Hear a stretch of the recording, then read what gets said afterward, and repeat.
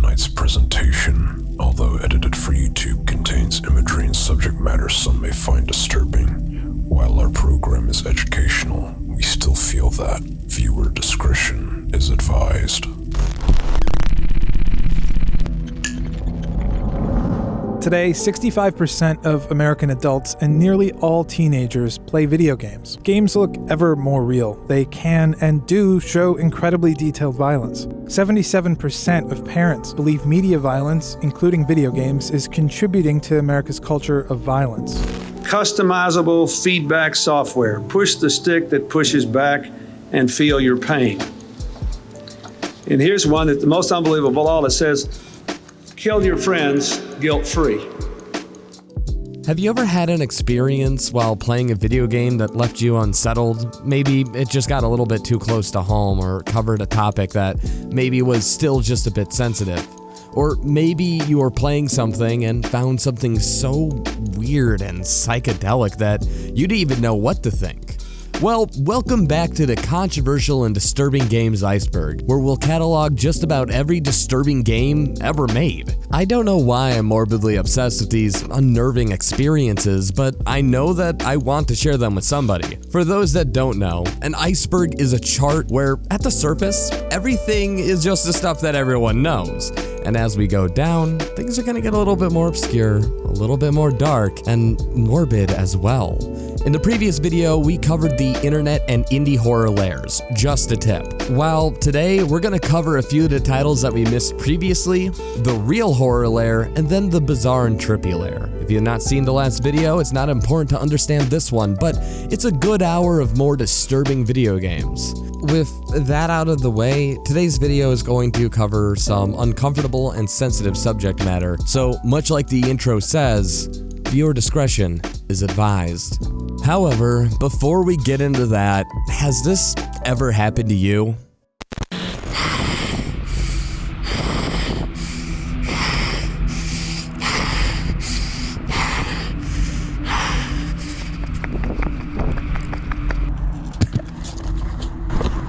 Oh. What are you doing? No, it's not my money. No. Don't take it. Don't take it. Sure do love committing identity theft. No, my identity. No, it's not my wallet. No, why wouldn't you stop him? Unfortunately, he couldn't stop him because he lacked a reliable VPN service like NordVPN. With NordVPN, you could not only prevent your identity from being stolen by unscrupulous hackers, but also help me keep the lights on and the editors paid. NordVPN is a service that protects your online browsing by acting like a secure internet tunnel that prevents bad actors and your ISP from harvesting your data or other nasty things. If you're looking for a specific movie or show and you're just not finding on your Hulu, odds are you might be able to find it with NordVPN, as you can spoof your IP and check the Netflix in, say, the Netherlands or Japan. So now your location won't be a determining factor if you can watch a show or not. If you want to protect yourself and make the most of your streaming services, if you were thinking about getting a VPN anyway and wouldn't mind supporting my stupid channel, please consider going to nordvpn.com/thatcreepyreading if you sign up today. Links will not only be in the description, but pinned in the comments as well. So with that out of the way, sit back, relax, turn down the lights, and prepare to be scared as we present and continue our discussion on the controversial and disturbing games iceberg.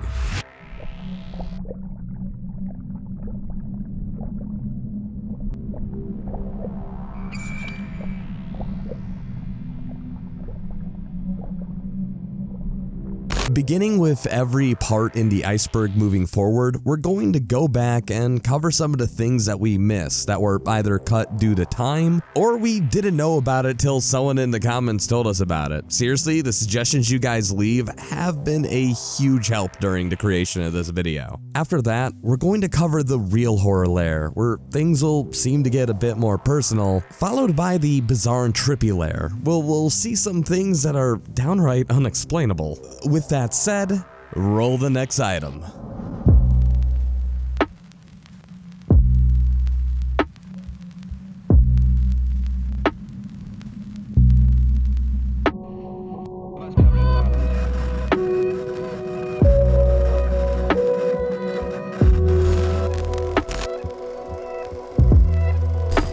I'm Scared is a lo-fi first-person horror game created solo by Italian developer Ivan Zanotti. It was one of the first of its kind to achieve mainstream success for a style of meta-horror, which manipulates the files on your computer to deliver scares outside the game, using subtle misdirection to keep these fourth wall breaks fresh and catch the player off guard. Much of I'm Scared's success is also due to the Let's Players who discovered it in 2012 and continued to support the game during its expansion and Steam release 4 years later. Presenting itself as an experimental project which may be prone to glitches, I'm Scared primes the player for the game's narrative. This involves an entity known as Whiteface becoming self-aware and tormenting the player. Not only is Whiteface responsible for crashing the game whenever they catch you, but they are also the being which is implied to be manipulating the player's computer, installing things like images and text files to a folder created specifically for the game.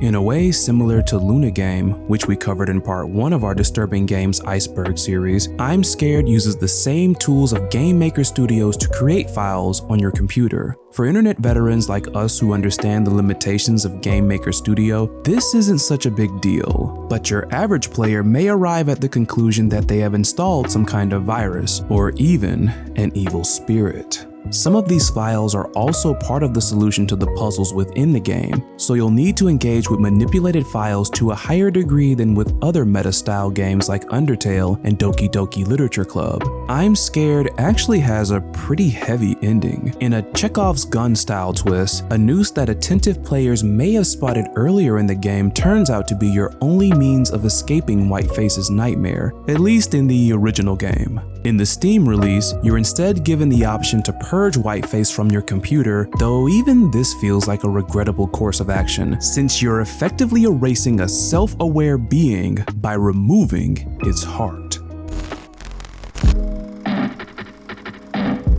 Inscrypton is a card-based game with roguelike and deck-building mechanics that slowly reveals itself to be a series of games over the course of its 3 acts. The player controls Luke Carter, a streamer who found a set of coordinates to a mysterious floppy disk while opening card packs from his favorite childhood game. The first game does have suspenseful elements, such as the cards shaking in fear as you choose your sacrifices to summon higher-level monsters, and items that let you sacrifice an eye or a tooth in order to literally tip the scales in your favor. Later, the player will find out that the pseudo-dungeon master of this game, Leshy, is one of 4 scribes with the power to create cards and game mechanics for the game Inscrypton. Progressing through these scribes' challenges in the other games contained within Inscrypton reveals more about the game and the floppy disk that contained it, while we also occasionally view camera footage of Luke as his own mystery unfolds, revolving around the incriminating data on the disk and the mysterious game publisher trying to cover it all up.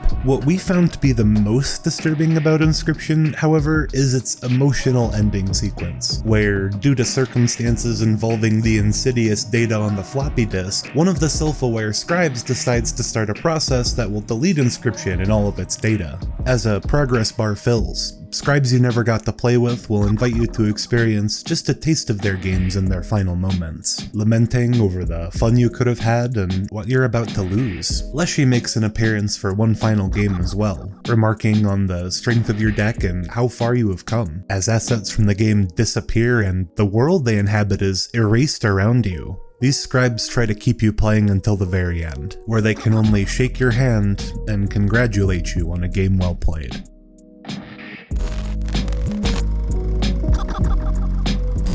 Hello Charlotte is a series of RPG Maker games separated into 3 episodes by Estonian artist and game developer Ethering. You play as Charlotte Wiltshire, who lives in a place called The House, which is a large structure with 11 floors that serves as the setting of each game and is populated by aliens, androids, and other strange creatures. Though the player does control Charlotte, it would be more accurate to say that you play as Seth, the puppeteer, who makes decisions on Charlotte's behalf. Despite the fact that she is classified as a puppet and requires Seth's inputs to even move, she has a deeply caring personality and can be hurt or killed just like a person. It is Charlotte's job to keep the nephew of an alien surgeon named Huxley safe, and in their adventures, they encounter new worlds and a godlike being named the Oracle that lives in a world beyond the TV. This is only scratching the surface of the lore and world building of these games, which can be very dense, though there is a human element to the characters that make them easy to relate to and sympathize with. The game's surreal setting is also a vehicle for metaphors about some of the heavy themes the game tackles, like mental illness and prescription drugs, abuse, bullying, and even the struggles of growing up trans. This leads to a lot of twists and heavy moments that linger with you, not only making you think about how you lead your life and the way you treat others, but also providing meta commentary on how we perceive and engage with fiction.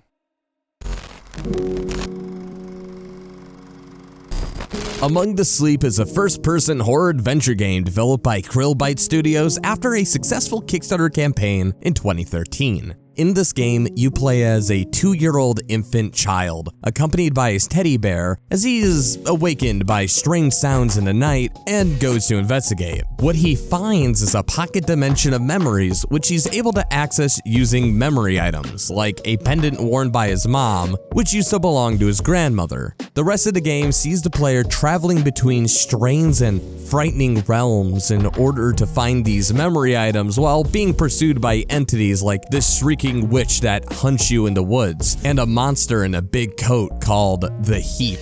After getting the last memory item and being separated from his teddy bear, this child begins to recontextualize the traumas he endured, revealing that the shrieking witch and heap monsters were representations of his abusive mother after she turned to alcohol in order to cope with a messy breakup with the boy's father. When we return home at the end of the game, it looks much messier and disheveled than when we began, and we find the mother curled up, defeated by the alcoholism which now dominates her life.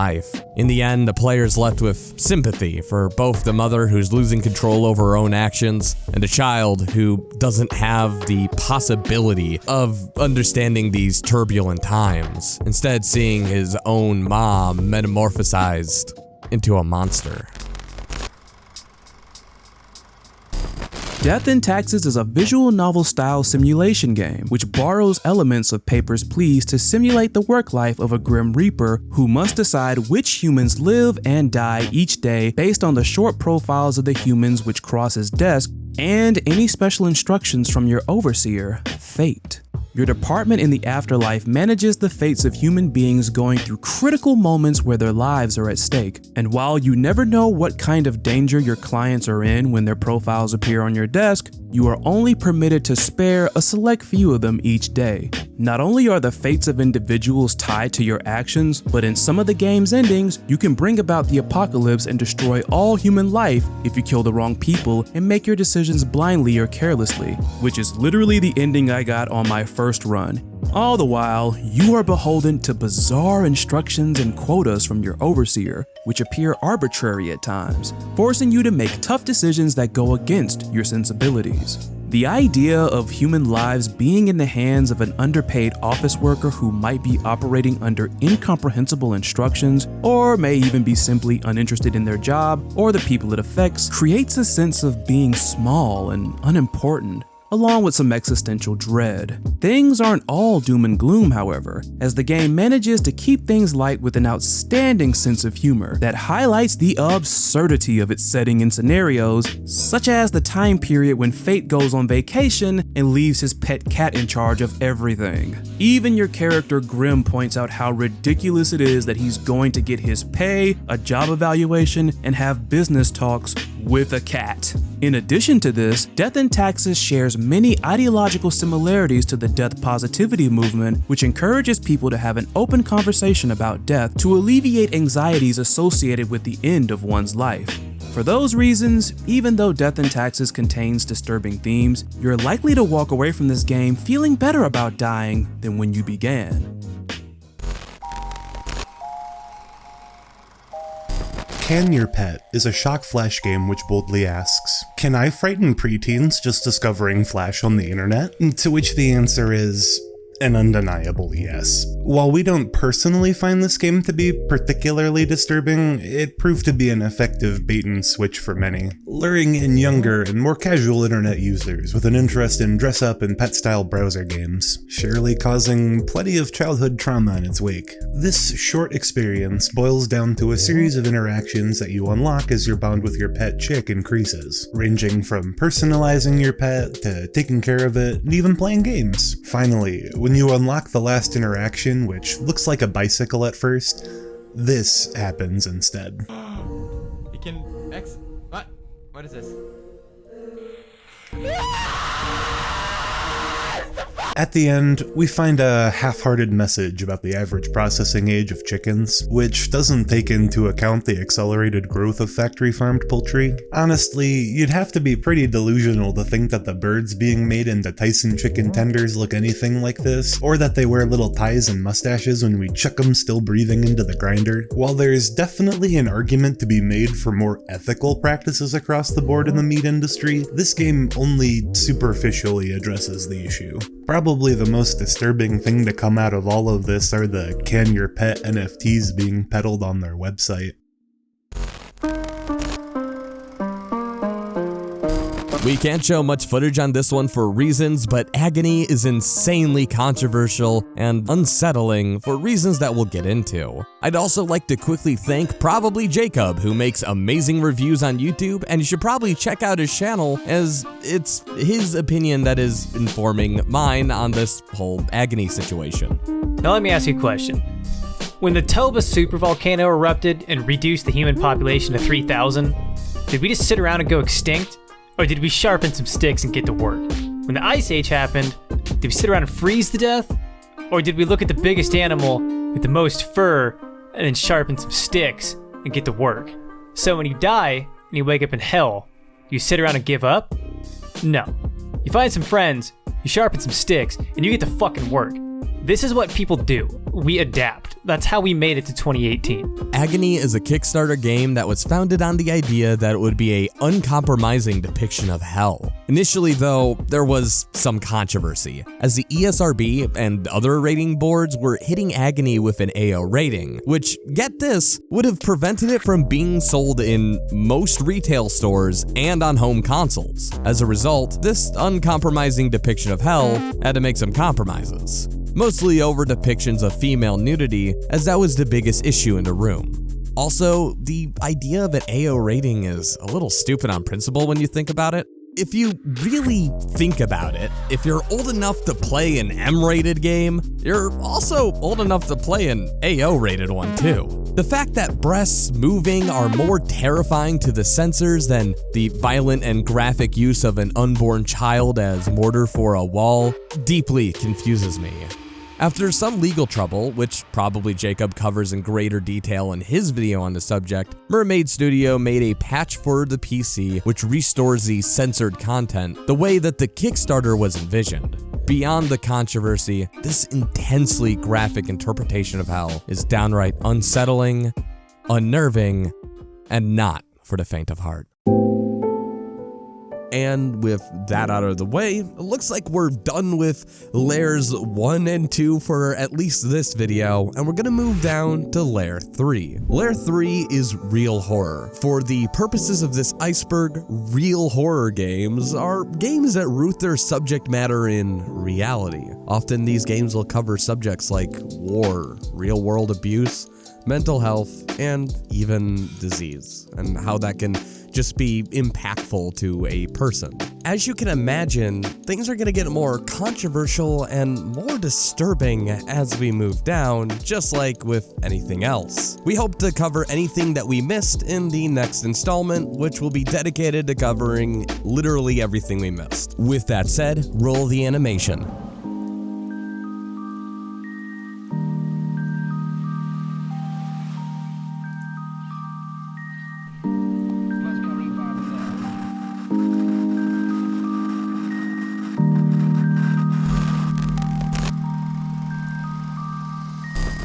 That dragon Cancer is a title that bears the weight a name like that would suggest. This is a game about the real-life Green family dealing with their baby child, Joel Green, battling with terminal cancer and surviving for years after he was expected to die. Joel was diagnosed with atypical pteroid rhabdoid tumors, also known as ATs or RTs, when he was only 1 year old. Ultimately, he'd have the opportunity to get to live another 4 years instead of the projected few months, dying at the age of 5. Throughout the game, we get visual depictions of what it must have been like for Joel from his perspective during these trying times. That Dragon Cancer uses gameplay elements to put you in the childlike perspective of a toddler. At the same time this is happening, we're listening to conversations the Green parents are having with each other, as well as their kids and their doctors. With an ATRT, as soon as you have a recurrence of any kind, it is fatal.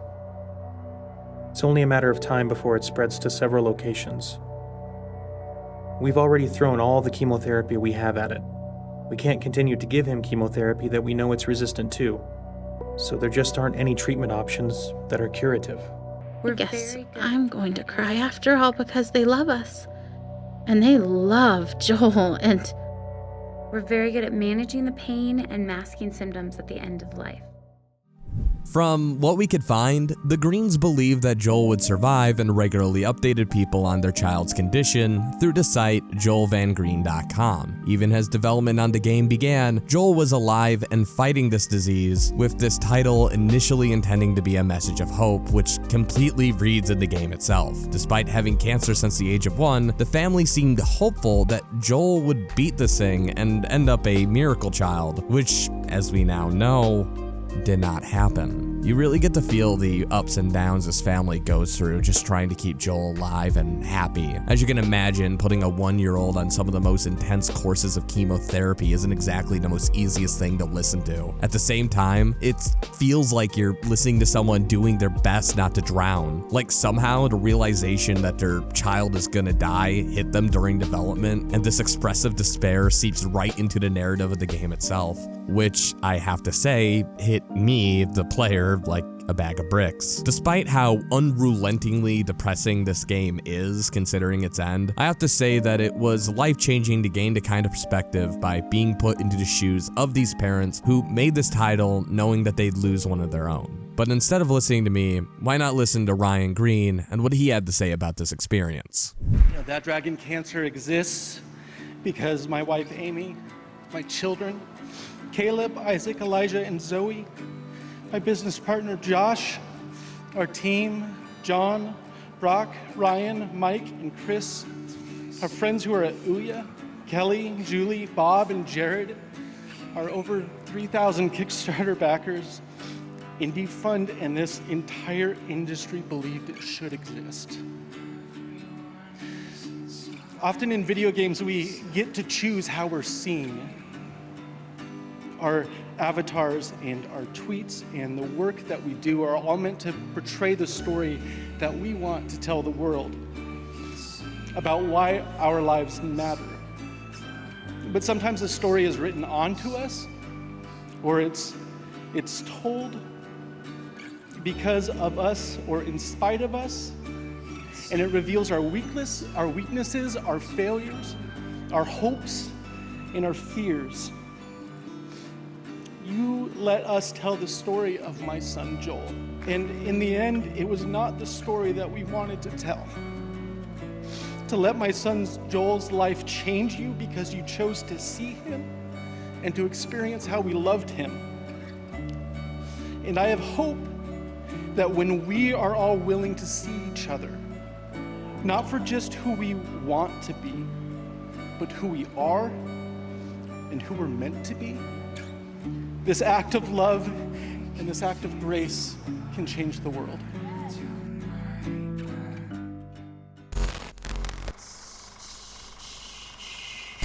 Ihawa, which is Irish for good night, was created by Terry Kavanagh and Inscrypton Studios in Flash, the latter of which will be covered later in the Iceberg for creating a much more abstract and dark game. In this title, you play as a little girl named Emer, who lives with a religious and abusive family. The game opens up with your mother explaining how you are nothing but a burden, and that it would be better for her to not have a daughter like you. From what we can understand, your brother died and your parents have grown abusive and eccentric since the grim incident. As you walk around the house doing chores, your parents will relentlessly call you disappointing, useless, and other horrible adult things you typically would not call a little girl. If you interact with a doll in your room named Babby, Emer will externalize the abuse she receives by projecting it at the doll. After your mom practically begs your dad to beat Emer, she's sent to her room with no dinner. That's when Emer's father shoots himself, the family dog, and the mom. The game ends with Emer lamenting that she would rather live miserably with her parents than be left alone, while her parents apologize for being terrible and that she would be better off without them. The way the game portrays how a victim can sometimes love their abuser and making it hard for them to recognize the abuse is absolutely spine-chilling, and the message this game tries to deliver is clear.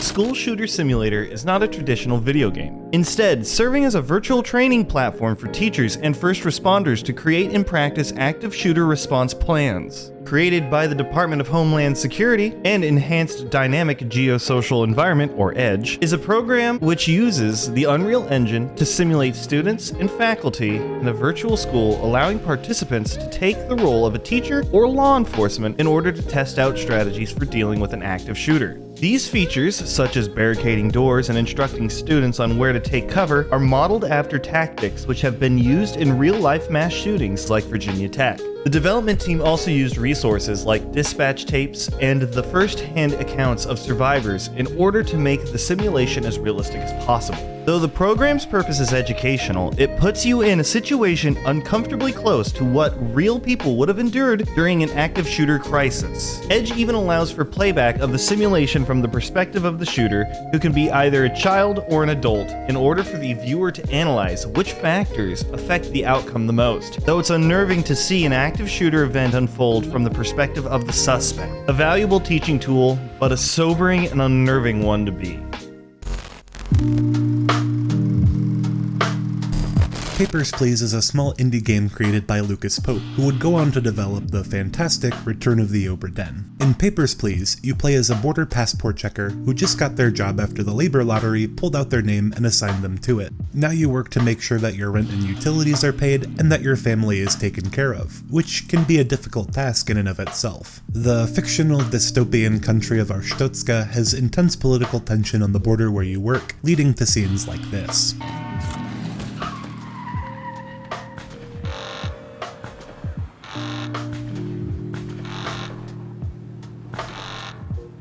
The player character gets paid based on the number of people that you're able to process, which becomes increasingly difficult as time goes on and more mechanics are introduced. Even if you're playing optimally, you barely make enough money to make ends meet, which is definitely a commentary on something. The system incentivizes you to process these people as quickly and robotically as possible, yet your decisions have a real impact on the people that you're processing, which the game makes sure to let you know about. Papers, Please also looks downright depressing. The colors are muted and even the OST feels oppressive with its synthesized low brass tones. The story is also pretty dark, as most of the 20 endings involve you becoming imprisoned, executed, or getting your family killed. The game lets us imagine what might happen, as we're only told your family's safety is unknown as we await execution or hard labor. There are some funny moments sprinkled in too, so it's not all doom and gloom. Overall, Papers, Please is a well-written game that, in retrospect, we should have placed a bit higher on the iceberg.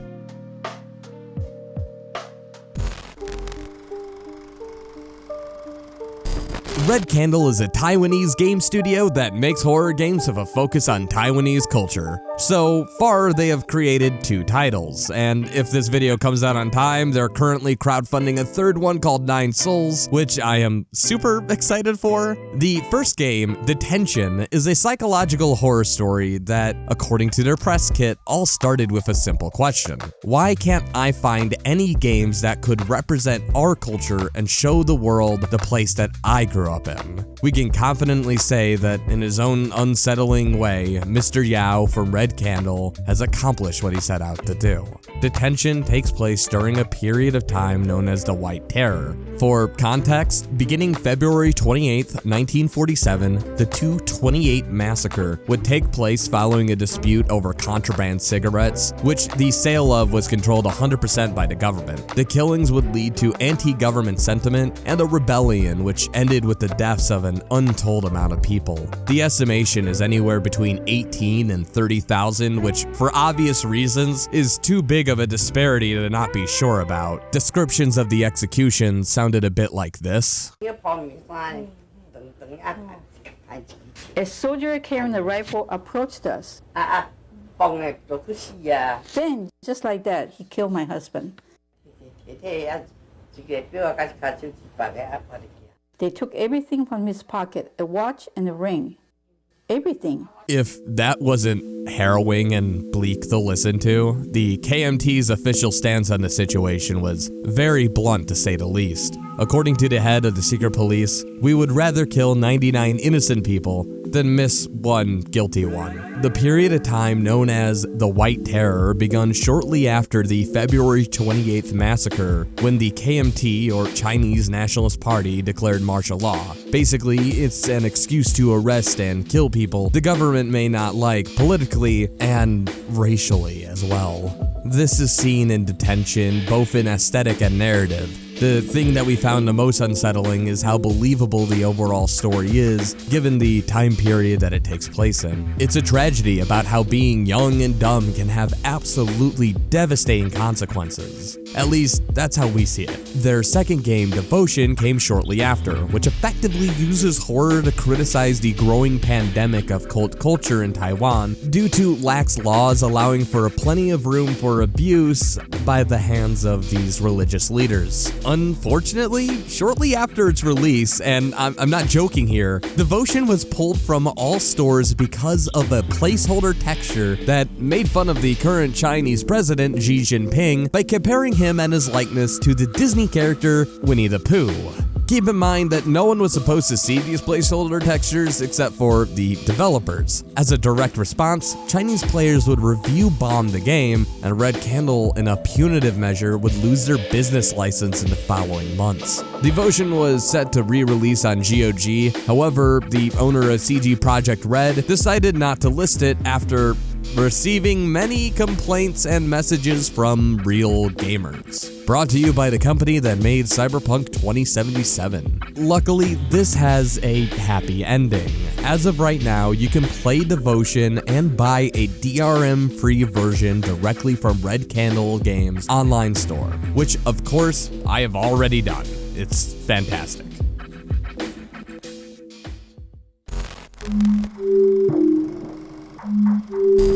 Every living cell on planet Earth will be dead.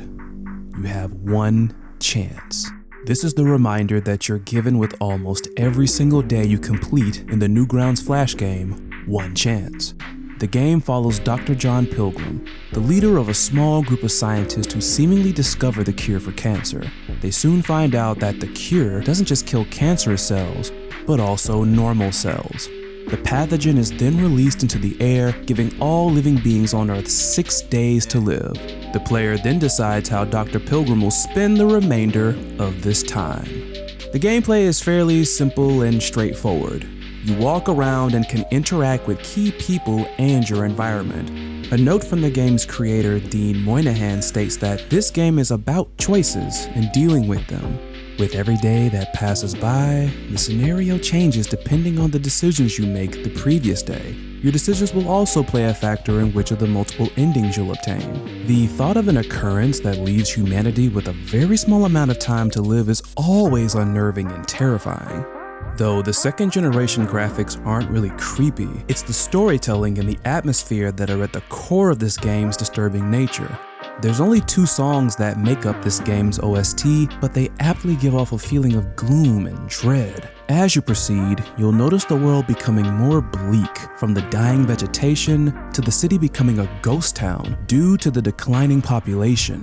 Dr. Pilgrim's relationships with his family and co-workers deteriorate, leading to betrayals, abandonment, and other desperate actions one would expect people to have in such a grim scenario. Arguably, the game's most standout feature is a cookie that prevents the game from being played more than once. Thus the name, One Chance. Obviously, there are workarounds to circumvent this, but Moynihan discourages this as he feels it cheapens the impact of the game.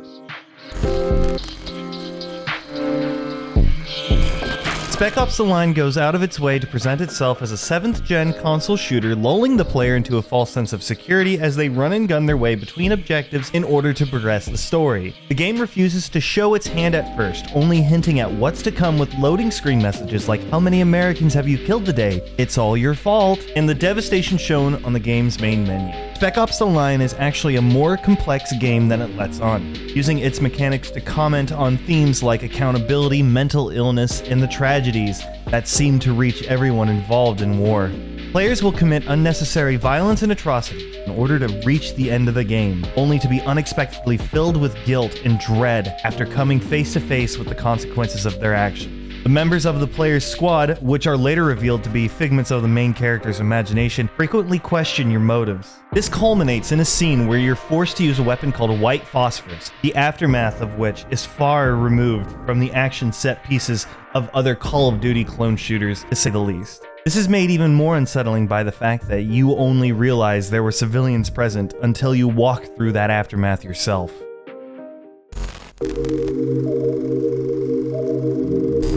Hotline Miami is a top-down action game where you play as Jacket, or one of several other characters who may or may not be criminally insane, and usually wear rubber animal masks on the job to conceal their identity. The run-and-gun action is tight and unforgiving. If you let the enemy get a beat on you for even a second, you're bound to get splattered, only to quickly respawn and try again from the beginning of the floor. The world of Hotline Miami is also a brutal and unempathetic one, with a heavy focus on the city's dramatized criminal underworld, a terrorist cell of ultra-nationalists called 50 Blessings, and the suffering inflicted on anyone who gets involved. Whether you're a cop, a retired veteran, or an obsessed fan turned spree killer, things aren't going to end well for you. The game largely speaks for itself, with its striking and hyper-violent visuals as pixelated blood spatters across the level and points rack up for stylish and efficient streaks of executions. The player character regularly finishes off mobsters and other characters with their bare hands, both in and out of scripted sequences. Strangulations, excessive beatings, and even eye gouges are rendered in Hotline Miami's grimy pixelated style, all while the victims beg for their lives.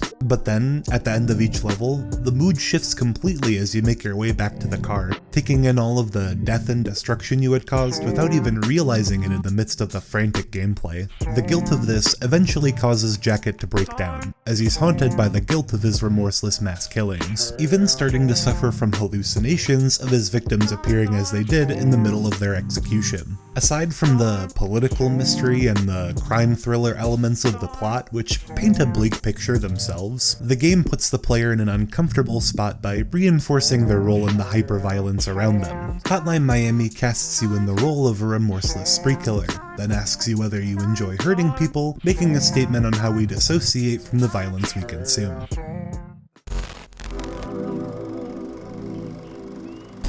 I have been super interested in the Twisted Metal series ever since I discovered it back in 2012 on the PS3. It's one of those strange titles that goes from wacky, old-school, uncanny valley horror comedy to grimdark abstract horror. After all these years, you still got some snap in that left hook of mine. You know, that was the first time I ever knocked someone out with one punch. Twisted Metal Black for the PS2 is considered to be one of the best games in the franchise, and used to be a system seller back in the day. Unlike the other games in the series, which focuses on a cast of wacky characters and a mystical red-haired man named Calypso who hosts the Twisted Metal tournament, the winner of which gets a monkey paw-like wish, Twisted Metal Black has the same exact premise, except the wacky racers are inmates at the Blackfield Asylum with their own trauma and aggressively bleak motivations. Each person has their own reason for wanting to win, usually rooted somewhere in their own mental illness.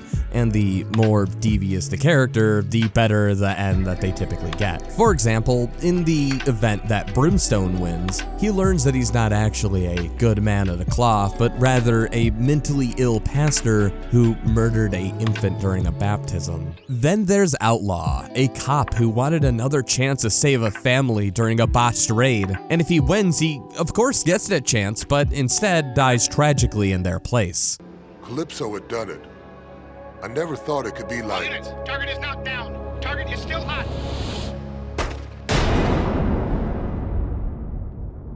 There are enough disturbing tales found in this title that I could talk about it for hours, but they're all worth a watch and absolutely grisly and unsettling. Everyone is focused on revenge and getting on with their own insecurities, which typically doesn't end well. Many fans theorize that this title was so dark and disturbing because the game takes place in the decaying mind of the Twisted Metal's mascot, Sweet Tooth, who is just a violent and insane clown. If you find yourself unable to play the game, there's hours worth of cutscenes that are well worth watching right here on YouTube.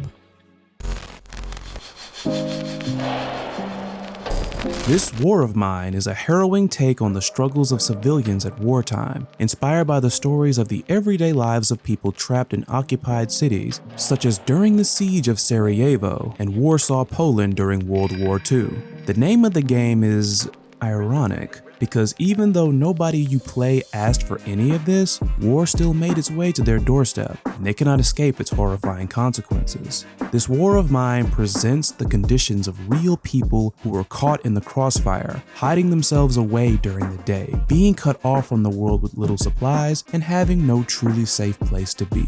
Hunger, disease, and raids are all constant threats in this very emotional experience about managing the lives of everyday people in horrible situations. Sometimes you will need to make a difficult decision where every option is a poor one, or do something in order to survive that leaves you feeling guilty. For instance, there's an elderly couple in the game whose home you can rob for supplies while they beg the player to not steal their medication and food. Of course, if you decide to steal from them anyways, you will revisit the home later to find the couple both dead in their bedroom.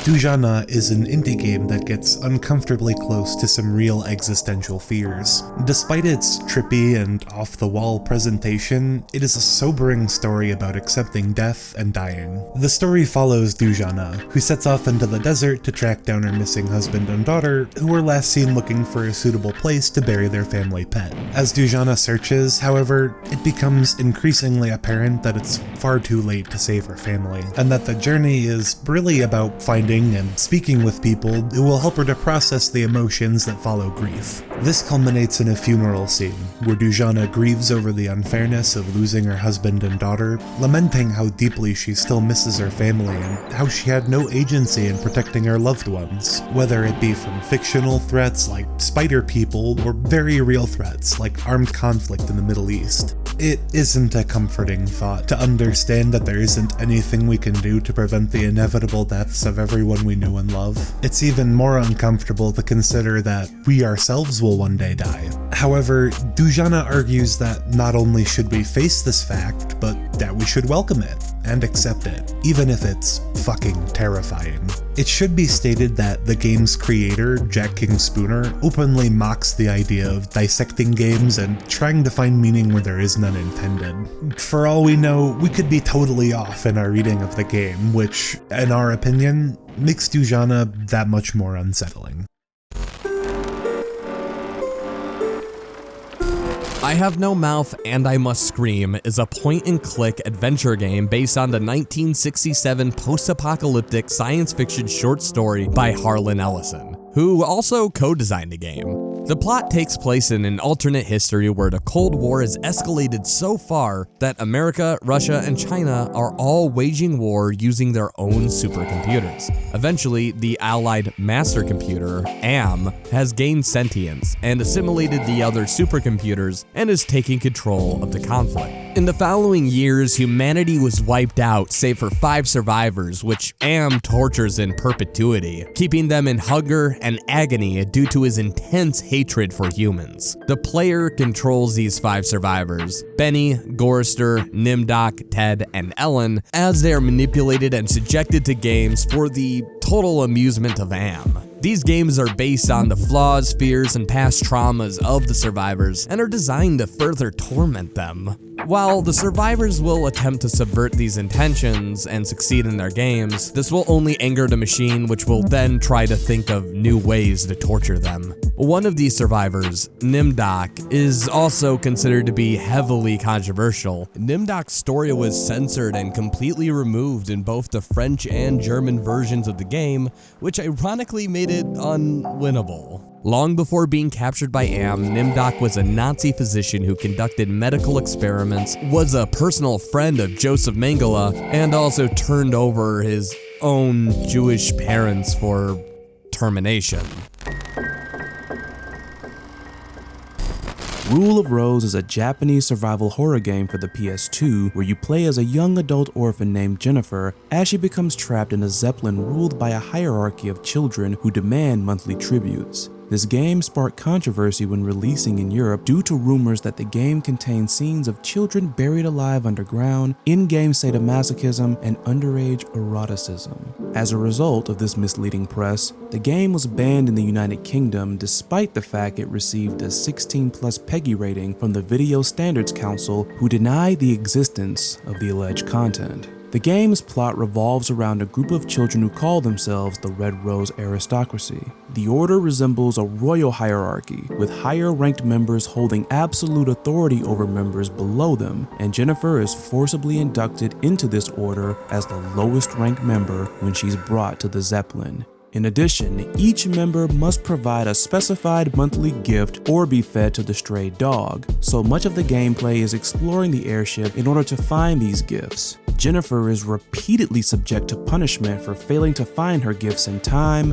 leading to various scenes where she's tormented with a dead rat on a stick, or this scene where she's forced into a sack which is then filled with insects. The game seems to take inspiration from Lord of the Flies in this regard, with a cast of children trying to impose order on one another in the absence of adults, only to tear each other down. As the game goes on, it becomes clear that the events of Rule of Rose are actually a representation of Jennifer reliving her own traumatic childhood. The order began as a way to get the children of Jennifer's orphanage to bully and ostracize her into the head of the order's royal arms, even going as far as to kill her beloved pet dog. In a tragic turn of events, there is a scene where the leader later returns to the orphanage while manipulating an unstable man named Gregory, pretending to be his deceased son Joshua to lure him there. Though her intention had been just to scare the children back under her subjugation, Gregory instead kills all the kids at the orphanage, including her. And with that, we've made it to the final leg of our journey. Even getting to this point, I've missed a few entries, mainly due to botched audio, which unfortunately I just don't have time to re-record. With that out of the way, let's talk about the bizarre and trippy layer. Games that fit onto this layer are typically going to have a psychedelic quality to them, and their stories are going to be a bit less straightforward than what we're used to. As a result, our reads on some of these games could be completely wrong. I want to warn you guys to take everything that we say with a grain of salt from this point moving forward. I'll do my best, but I'm only human and I can make mistakes here. That said, like always, we want to treat any sensitive subject matter with the respect that it deserves and make sure that we do these titles justice. So with that out of the way, let's update our iceberg and then load the animation.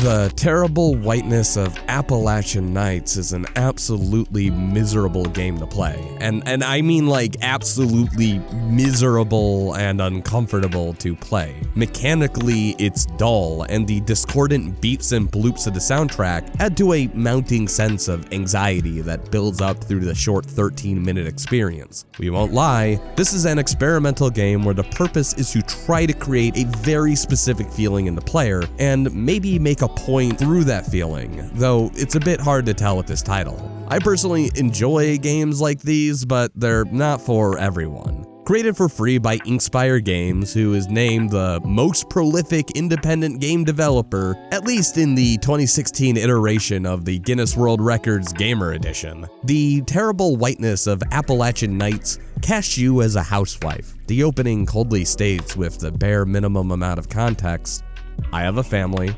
I met my husband, Mark, 20 years ago now. We have 2 children. Jack is the youngest. Rose is in secondary school. All my days run into one another. There's little to do but sleep." Afterwards, you're thrown into an ASCII house, which requires you to use your imagination. From this point on, it's up to you to check on Jack and Rose, and then maybe Mark. Maybe do a task, then go to sleep, since the game repeatedly informs you that you're tired. The mom will give out generic lines like "eat your veggies" or "don't stay up too late" or "do your homework," but ultimately the world is almost completely unreactive to you and your actions. The only time you can make the game state change is when you go to bed. Each night, a member of your family will wake up screaming, and it will be your job to help calm them down. First Jack, then Rose, then Mark. When you enter the master bedroom with Mark, the game always informs you that the mom that you're playing as is afraid.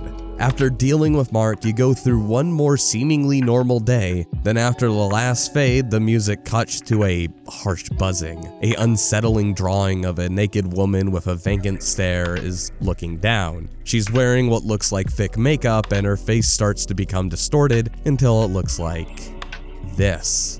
You're then greeted with a mini-game where you're supposed to simulate oral. The loud, irritating beeping and distortions in the graphics during this cutscene make the act distressing for both the character on screen and from a player perspective. Even without context, it's easy to see that there's something horribly wrong here. I tried to do some research to figure out exactly what this game might be about, and in that I found the Appalachia region in the United States is characterized by being extremely poor, having a low population density resulting in those that live there being very remote. When the mom says, "all my days run together, all I can do is sleep," it could refer to the fact that she's a stay-at-home housewife. You would be isolated entirely from the outside world. Just look up the Fulgate family and see how bad this isolation can get. As for the Nazi imagery, I'm not sure, although I found one article about this game that suggests it might be an issue down there. If you're from West Virginia or Kentucky and might have some more information, I'd love to read about it in the comment section, but there's something unsettling about this game.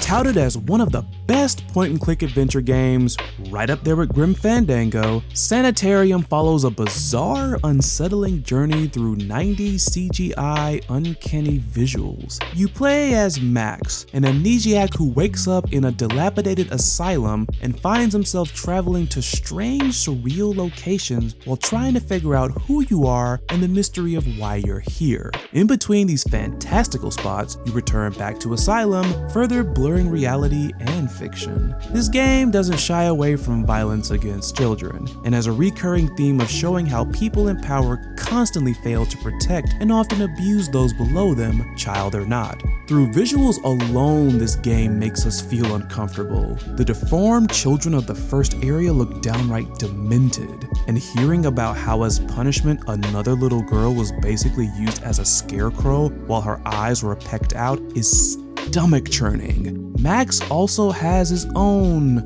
mental issues that stem from the loss of his sister as a child due to some illness, and even greater issues with the mysterious doctor that seems to have betrayed him in some way. With Sanitarium on everything from Steam to your mobile phone nowadays, it is definitely not hard to get this one running. Space Funeral is an independent RPG Maker game made by the Catamites, where you play as Philip, a pajama-wearing boy from Scum City, who embarks on a quest to find out why the world became so fucked up and hopefully set everything back to normal. The game is a celebration of outsider art, proudly wearing its tone and aesthetic on its sleeve, though the unnerving visuals of Space Funeral can range from hilarious to downright anxiety-inducing at times. The game is rife with intentional imperfections and garish design choices which reference a corruption that has consumed the world, literally turning it into a nightmare version of itself. There's evidence of this corruption everywhere, from the crudely depicted buildings that look like disembodied heads, freakish and unsettling characters, and lurching animations which are unsettling to say the least. Space Funeral's graphics are designed to look like the work of an amateur, arguably making it more impactful by giving it a personal quality that causes us to question the imagination that created it.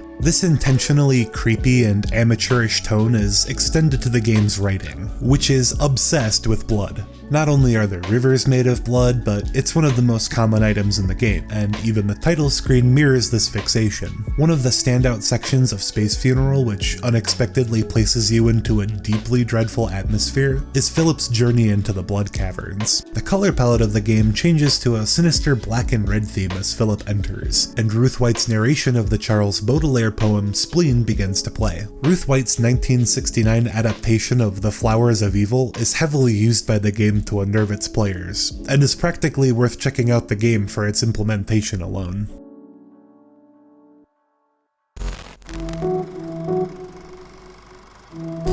Hong Kong 97 is a shoot-'em-up style game released for the Super Famicom, which was developed and published by Happysoft, the same company which created the story of Kamikushiki Village, which will be covered in the next Iceberg video. The game's quality is so poor that even underground gaming magazines like Game Urara called it dreadful, and it is still acknowledged today as one of the worst games of all time.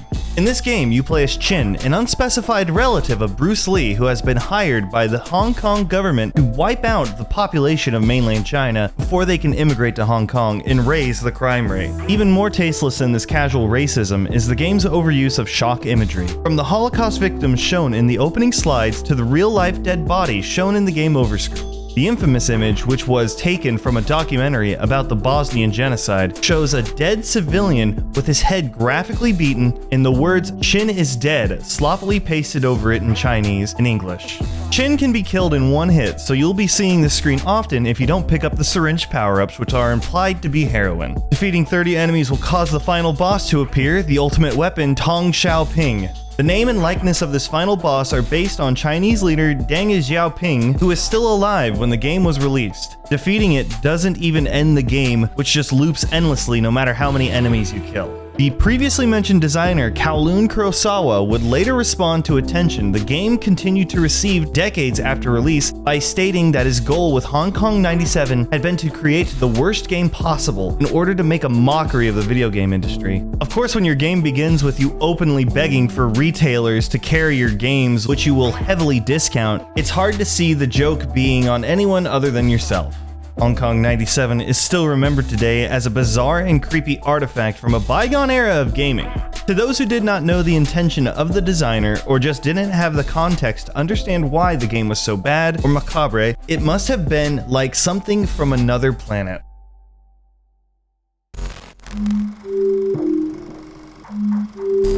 Milk inside a bag of milk inside a bag of milk is a series of short visual novel games developed and published by Nikita Krukov. The subject of these games is an unnamed girl who seems to suffer from social anxiety that makes the day-to-day task like going to the store to buy milk a challenge, hence the name. Not only does she struggle to read the expressions and intentions of people, seeing them as strange alien creatures, but the girl also becomes easily sidetracked by obsessive thought patterns, often repeating herself or just overthinking things in general.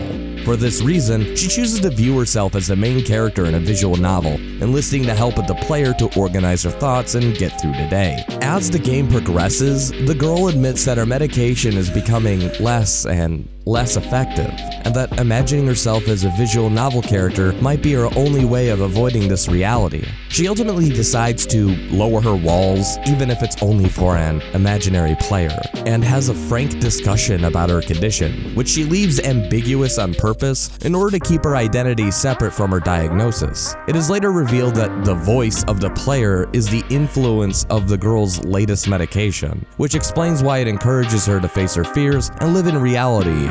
In retrospect, this makes the fact that she imagined a player to take interest in her life without being overly critical even more depressing, reinforcing the fact that this character has nobody to turn to for help.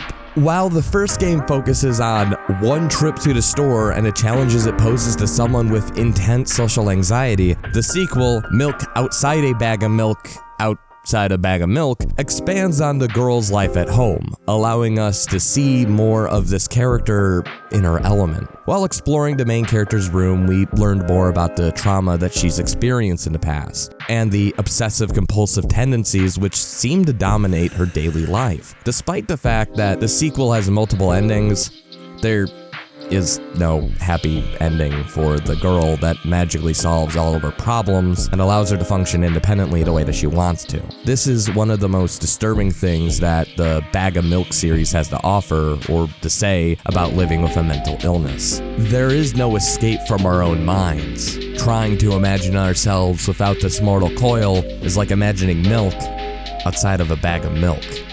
Instead, we can only keep trying to live day to day, even if for some of us it seems impossible.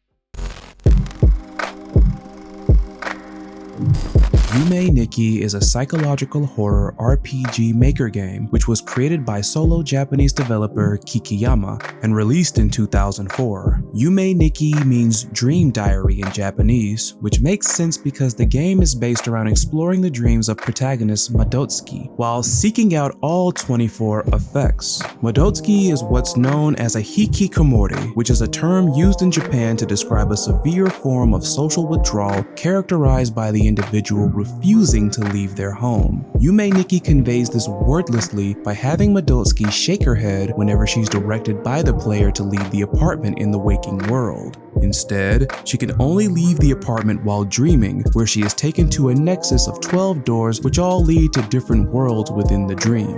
On top of this, there are also thresholds and NPCs which can warp you to even deeper dream worlds, all of which are full of bizarre and eclectic imagery that represent themes and events in Madotsuki's life. While there is no way to receive a game over in Yume Nikki, there are enemies which pursue the player called Toriningen that warp Madotsuki to an inescapable room if they catch her, forcing you to either wake up by pinching yourself or use an effect to warp back to the Nexus. These effects are essentially items which can range from really useful things like a bicycle that doubles your movement speed to poop hair? Some of these effects are used to access certain locations and events, like the infamous Yuboa, who has a 1 in 64 chance to appear when turning off the lights in a specific room.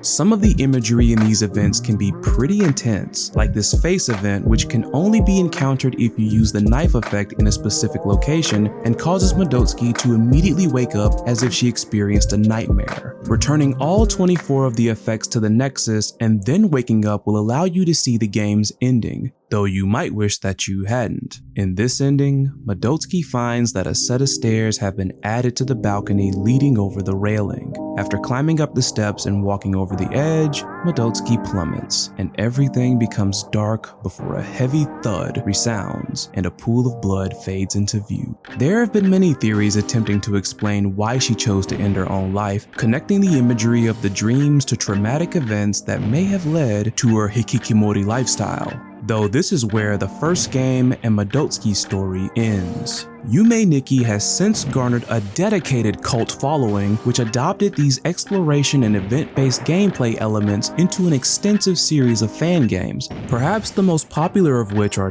.Flow and Yume Tuki, which was also created by a solo developer called LOL, is similar to Yume Nikki in structure, though it takes a much darker and bleak tone as it follows a new protagonist named Sabitsuki. This fan game stands out in its tone and visuals, which depict rusty and decrepit locations, events where blood and gore are much more common, and glitch aesthetics as a callback to the fact that Sabitsky accesses her dream world through a computer instead. Even the chaser enemies are much more grimdark in .flow, appearing as visually decaying school children called kaibutsu. Experiencing more of these nightmare sequences causes an erosion counter to climb as Sabitsky's mental state declines, causing more bloodstains and eventually life support equipment to appear in the apartment. Whereas .flow is more of a nightmare journal to Yume Nikki's dream diary, Yume Nikki was intended to be the true successor to the original game, and was the collaborative effort from users on the Japanese website 2chan and the creators in the Yume Nikki fandom rather than a solo project. In the spirit of this, Yume Nikki has many quality of life improvements, but also branches away from the simplicity of the original game's black backgrounds in favor of more elaborate and interesting dream worlds to explore.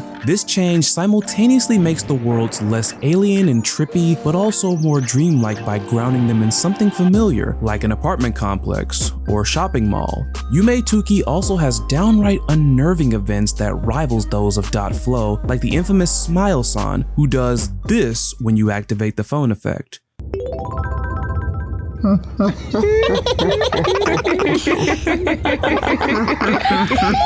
Rather than having a coherent story of his own, Yume Nikki is more of a celebration of the Yume Nikki fandom, which lovingly references many of the creators and fan games which have spawned as a result of the original Dream Diary.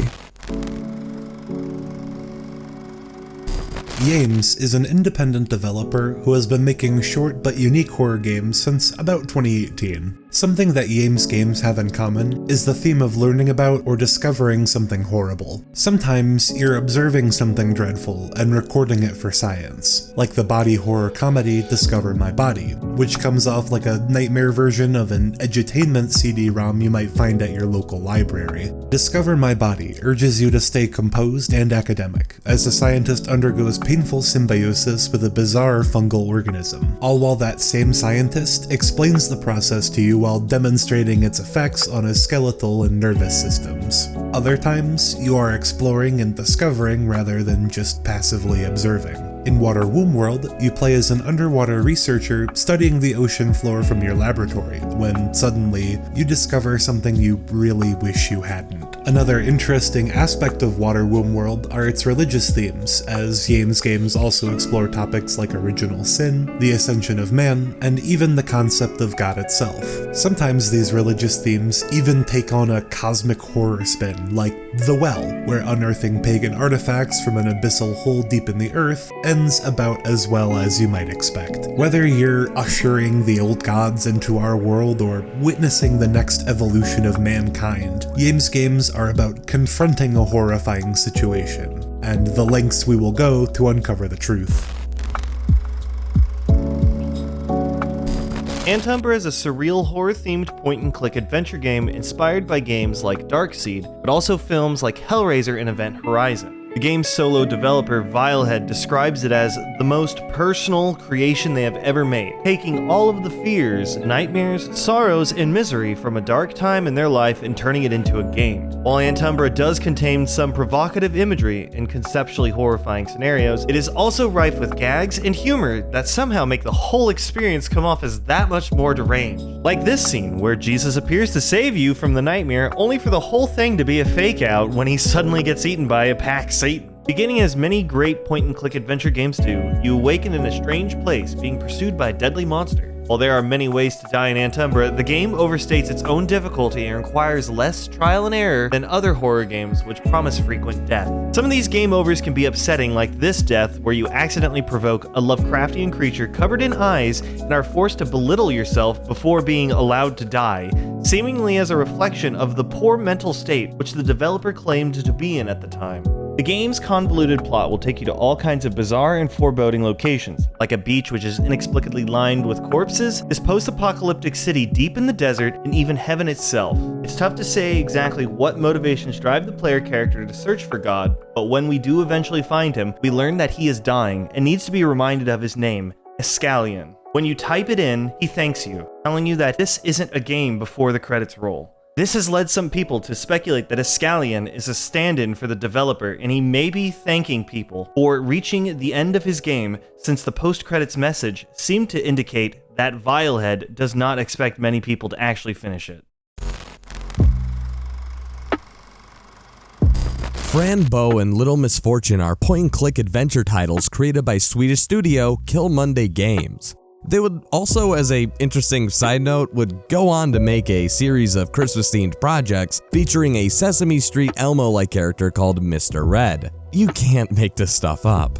Starting with Fran Bow, you play as a little girl of the same name who has trauma-induced amnesia. As a result, she has lost the ability to differentiate between childlike imagination, which is often twisted into nightmarish and disturbing hallucinations, and reality. To make things worse for our protagonist, the game is set in the early 1930s when trauma and psychiatric treatment were particularly barbaric, which this game doesn't shy away from. Like with the twins Clara and Mia, who reside in the forest where they lure and kidnap toads and black cats. It's later revealed that despite being twins, they're only conjoined as a result of a sick experiment done very similar to the kind of work Joseph Mengele was doing around the same time. Being told from the perspective of Fran Bow, the entire game operates on dark dream logic, which often represents real-life morbid ideas and traumas. Another example found in this game is that Fran may have been mentally ill before potentially causing the death of her parents, and the reason why this game gets more bright and vibrant as the game goes on is a result of an experimental drug that quells her dark thoughts, but also enhances the darker aspects of her imagination.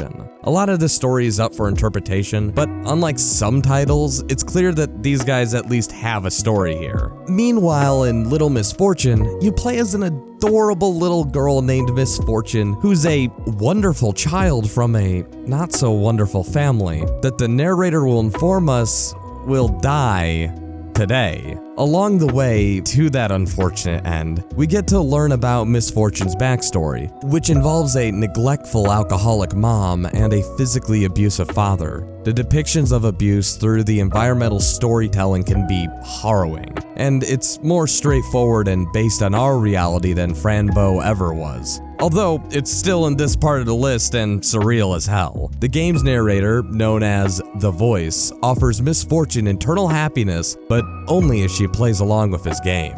I need to emphasize that this game is relentlessly cute with the main character, which only, well, makes it more heart-wrenching when you hear about how they've interpreted their own trauma with the limited tools that she has. The voice of the narrator, which is in her head, seems to be a demon that uses a unsettling, soothing tone of voice to lead her towards misfortune and danger. At the end of the game, it's unfortunately revealed that the little girl we've been guiding died due to a car accident, and that the entire game that we, well, accompanied her through was actually just her walk through the afterlife.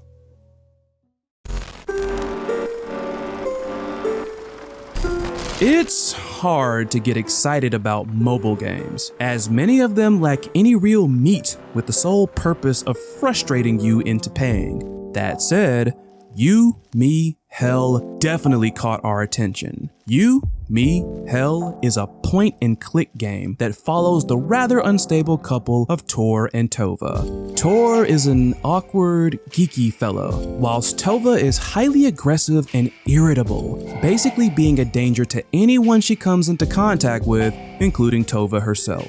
Our two protagonists go to one of the final places one would expect to get couples therapy, a journey through hell. Literally. The gameplay is what you would expect of point-and-click adventure games, from having to obtain certain items to proceed in the story, to solving riddles and puzzles that will require you to do a bit of thinking. The game is an interesting blend, with a goofy art style and dialogue mixed with a comparatively eerie OST and storyline themes. Personally, the song from the soundtrack entitled "We Are All in Hell Now" perfectly embodies this mixture, seeing that its lyrics and overall tone comes off grim, yet also quite playful, and is bound to get your fingers snapping as well. This title will probably have you laughing and amused more than anything, but seeing the lengths that our protagonists will go to please each other, including flagrantly deceiving and harming those around them, may be a bit unnerving. A loose sequel titled You, Me, Heaven is also available if you're interested.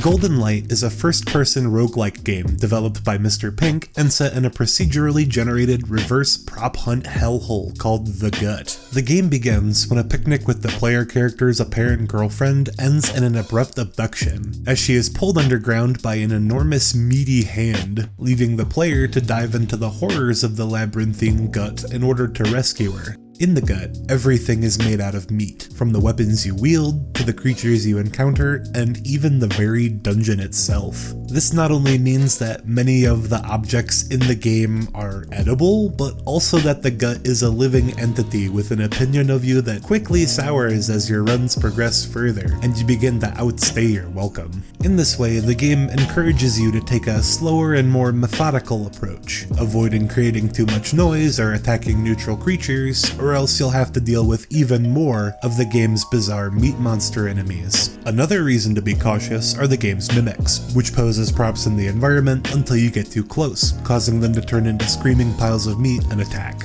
You should also watch out for doors and windows, which may attempt to bite you or even grow arms and legs and try to kill you. When you aren't in the gut, you're usually riding your talking bicycle friend named Snout through a foggy purgatory called The Field, which acts as the overworld. The Field is much brighter and washed out in comparison to the dim and grimy dungeons of the gut, where most of the light comes from unnatural sources like computer screens. Golden Light's graphics also use a filter that seems to shift everything just a little out of focus, giving the game a found footage quality that takes a quick turn for snuff when things get violent and meaty. Lost in Vivo is a first-person shooter developed by Akuma Kira, which seems to draw inspiration from classic PlayStation horror titles like Silent Hill with its enemy and environment designs. The player character is an unnamed mental patient who journeys into the sewers when their service dog Danny is washed down a storm drain, finding a sort of urban wilderness in the tunnels below. Further down you venture into the cramped subterranean tunnels, the more reality itself starts to break down, leading up to some diabolical fourth wall breaks like textures intentionally designed to mislead you, fakeouts involving your save file, and sound design which leaves you constantly second guessing whether you're hearing things. The name Lost in Vivo comes from the type of vivo exposure therapy that the protagonist is undergoing, which is a type of behavioral therapy designed to reduce the fear that a patient feels from certain triggers by exposing them to these feared situations in order to gradually desensitize them to it. The main character is undergoing therapy to overcome their claustrophobia, and much of the game seems to revolve around this theme, along with other crushing social terrors like body dysmorphia, paranoia, and suicide.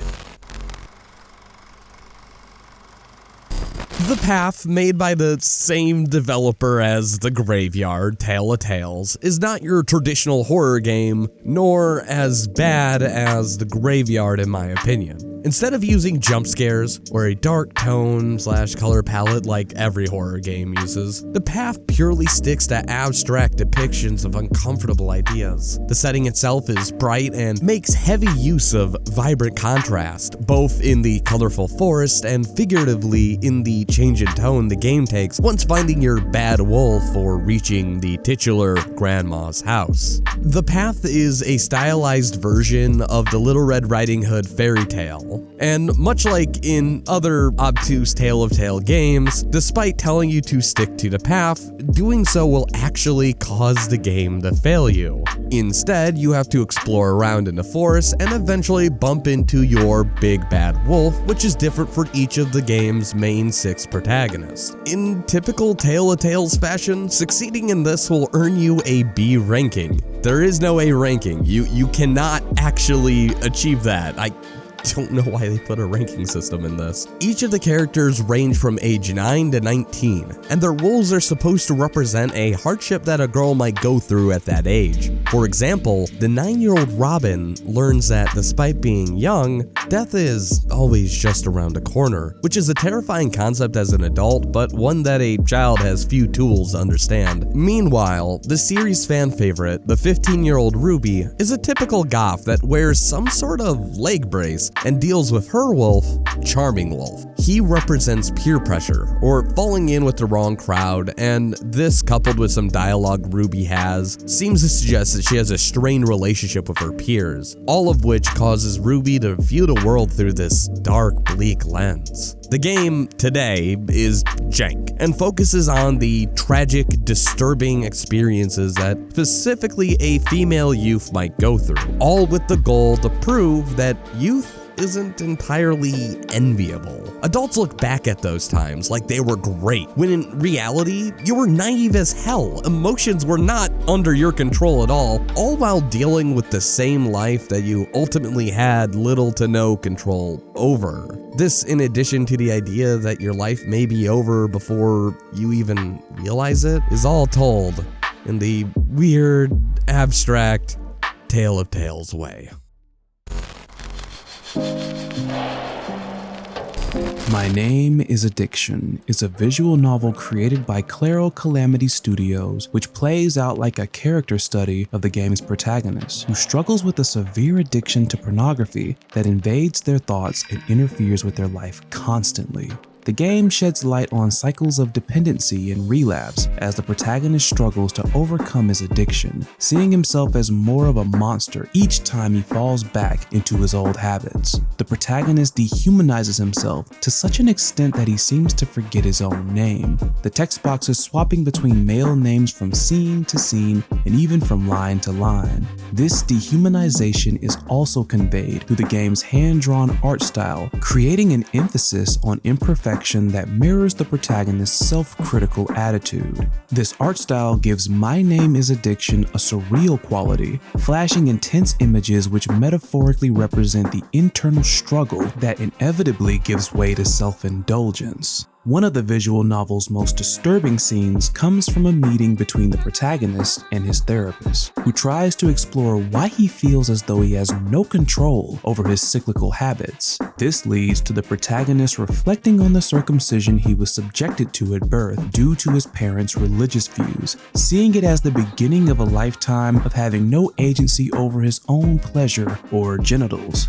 As if the subject matter weren't already uncomfortable, the circumcision is shown on screen as the protagonist laments this non-consensual mutilation. This is where the game starts to show many heavy political themes, since the protagonist ultimately decides that being circumcised beats being aborted. The game's protagonist seems to hold strong pro-life sentiments due to his reactionary views, which may be a barrier to entry for some. That said, if you made it this far in the video, you've probably got some pretty strong mental defenses, so you should make of this message what you will.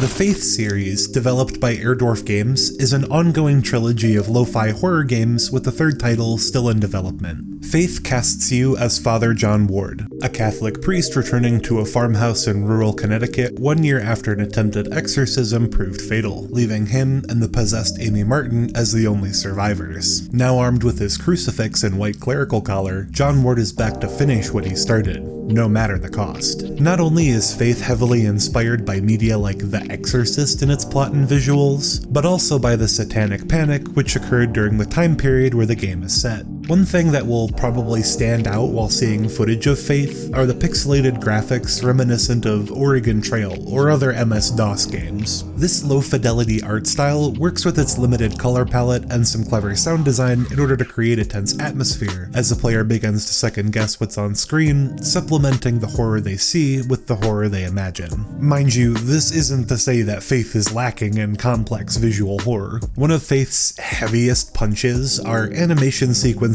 like these, where it suddenly breaks the mold of its low pixel and animations aesthetic to turn its threats into flashing rotoscoped nightmares. This technique is used sparingly enough to be unexpected when it does make an appearance, keeping these scenes impactful, though this sudden change in graphic detail and even the number of frames of animation is very unsettling, especially in conjunction with the sound design we mentioned earlier. While the soundtrack of Faith is worth mentioning because of the consistency it lends to its low-fidelity design sensibilities, what absolutely steals the show is the game's voice synthesizer, which is used to narrate all of the game's dialogue. The synthesized voice is unnatural to say the least, not only compressed to near unrecognition, but also garbled and stilted in its delivery, definitely falling within the uncanny valley of near familiarity.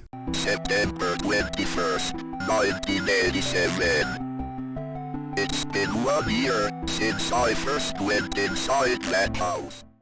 The sound and visuals of Faith work together to create something that feels like it could have conceivably been played on an Atari 2600 in the 1980s, only with occasional breaks in this consistency using rotoscoped animations to make you feel like you're playing something truly cursed. With a third installment on the way, the Faith series is one that we can confidently recommend if you're interested in a short and inexpensive game that effectively creates atmosphere with its deliberate technical constraints.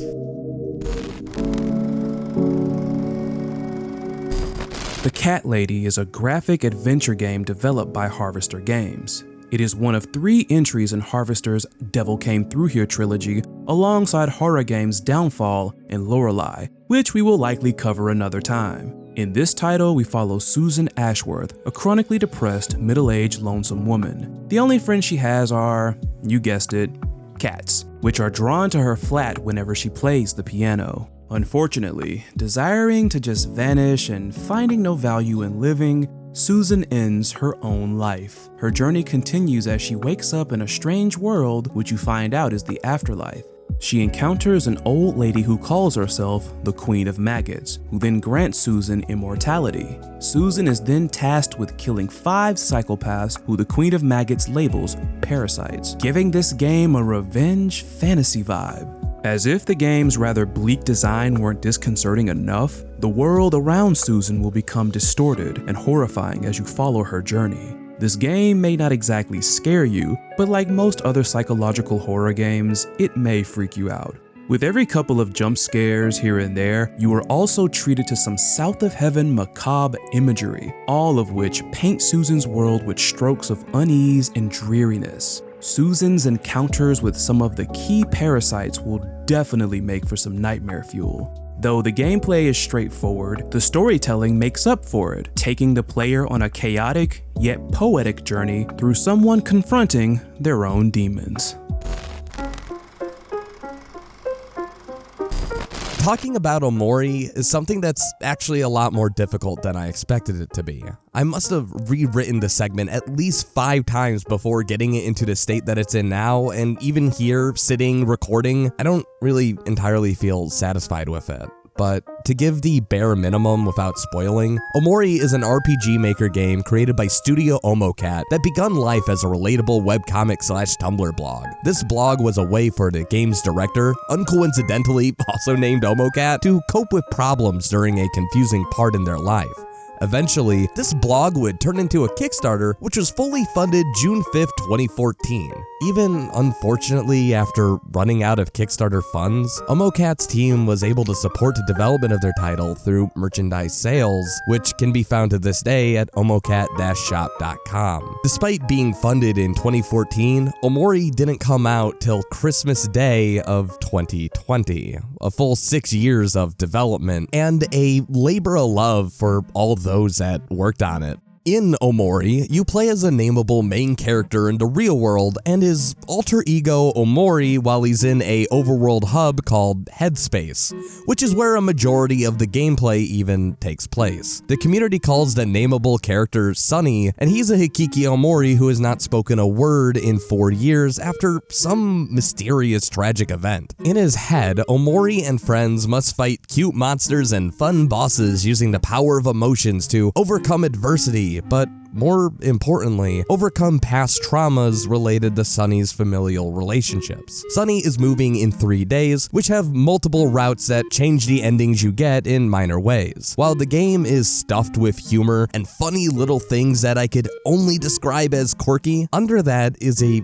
very dark core, which makes everything in this game feel almost bittersweet. Sure, fighting this rabbit thing may be fun and cute, but it's just an illusion to hide from bigger problems that are hiding just under the surface, making it very hard to enjoy even some of the best designed fights. Some of these endings even depict self-ending with a heavy focus on toxic escapism. Omori deserves to be talked about in the same breath as Lisa the Painful as one of the best things RPG Maker has to offer, and that's all I can say without giving a spoiler warning. If spoilers don't bother you, or you've played this game, well, let me dissect it a bit more. In what the community calls the Sunny route, it comes as a surprise when the friend group you've had in Headspace in reality have actually grown apart. Over the course of this 3-day period in game, you meet Kel, Aubrey, Basil, and Hiro, who all slowly come to the understanding that they failed to be there for each other after the self-end of Sunny's sister, who died on the night of a big recital. Sunny's sister Mari can actually be found in Headspace before you learn this information by these picnic baskets that also serve as save points. Each of the characters were impacted in their own way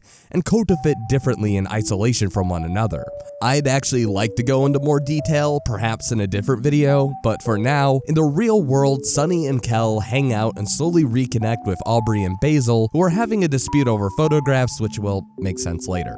Eventually, this helps Sunny open up a bit and overcome his fears, which in turn helps open up new areas in the Headspace overworld. Aubrey's story is one that always particularly disturbed me. Like, when you go to her house near the end of the game and you see this, knowing that Aubrey really had nowhere to escape or process this and was dealing with external abuse on top of that, it really made my stomach churn. In fact, the scene is actually pretty comparable to the child abuse scene from Lisa the Painful, where Brad comes home to this in the opening scenes of the game. In the end, we learn the truth behind Mari's untimely passing. She was getting busier and busier with college prep, and Sunny opted to pick up the violin again so he could be with his sister again, who was slowly withdrawing to focus on her own skills. Unable to keep up and overcome with anger, Sunny breaks his violin the night of a big recital, prompting an argument between siblings that resulted in Mari being accidentally pushed down the stairs. Basil walks in on the scene and tries to help, but she had already died, causing Sunny to shut down, leading to the creation of Whitespace and his alter ego, Omori. In an attempt to help his friend, Basil came up with the idea of staging the accident as a